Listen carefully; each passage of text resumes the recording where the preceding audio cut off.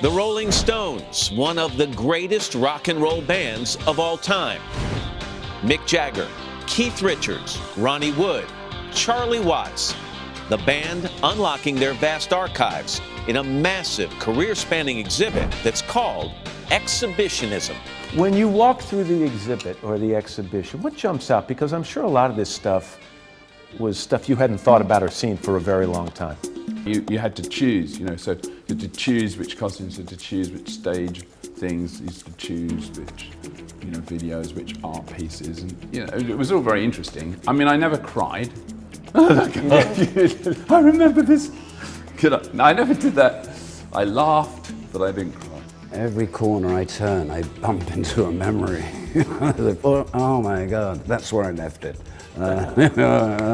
It is, it's like a kaleidoscope of memories for me to walk around.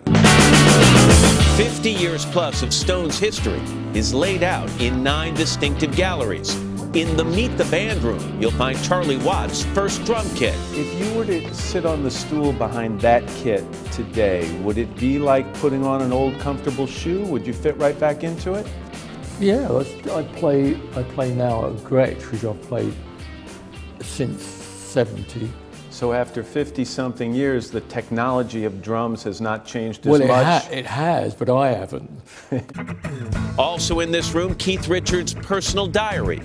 There is a tiny diary over to your right. I mean, when I say tiny, it's this big.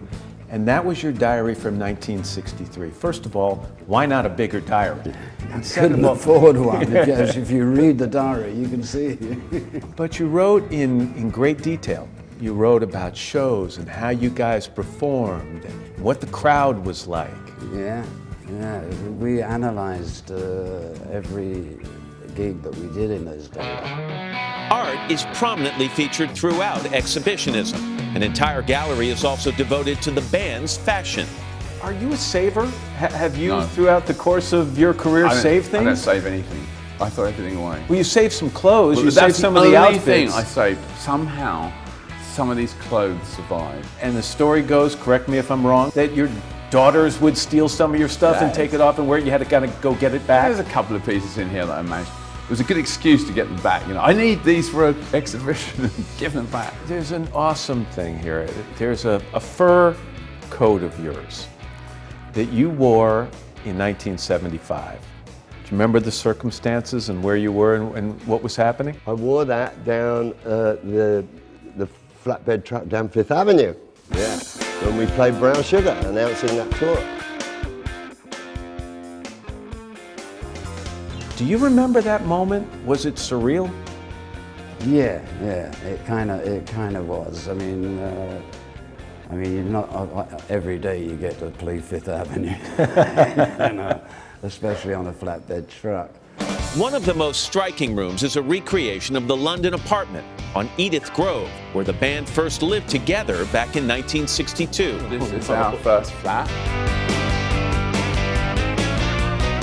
Who'd want to know about this place, man? How close is this? Exact. Are you really sitting on that? It is so bloody authentic, apart from the absence of aroma. Did you ever vacuum? Did you ever clean? No. My mother used to come occasionally and try and clean up. Now, how do you convince a young lady to come back to this? Turn the lights off. Is there any romantic side of you that misses? They've got underwear on the bed. In fact, I think they might be mixed. I don't know if I want to be in this kitchen. I don't want to do this washing up. Mind you, I'm not saying I ever did. Well, I can tell you one thing. My mom would have not let me spend one night in this place. That's what my mum said too. What has being a part of the Stones taught you? That you can be your dream. You can live up to your dream. What have you learned from being part of a band like this? Longevity is important, but having fun is more important, possibly. When you put together a collection like this, and you look at it as a whole, do you start to think about the exit more than you would normally?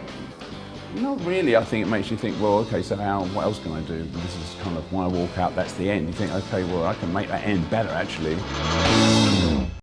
Hello, Today fans. Thanks for checking out our YouTube channel. Subscribe by clicking that button down there and click on any of the videos over here to watch the latest interviews, show highlights, and digital exclusives.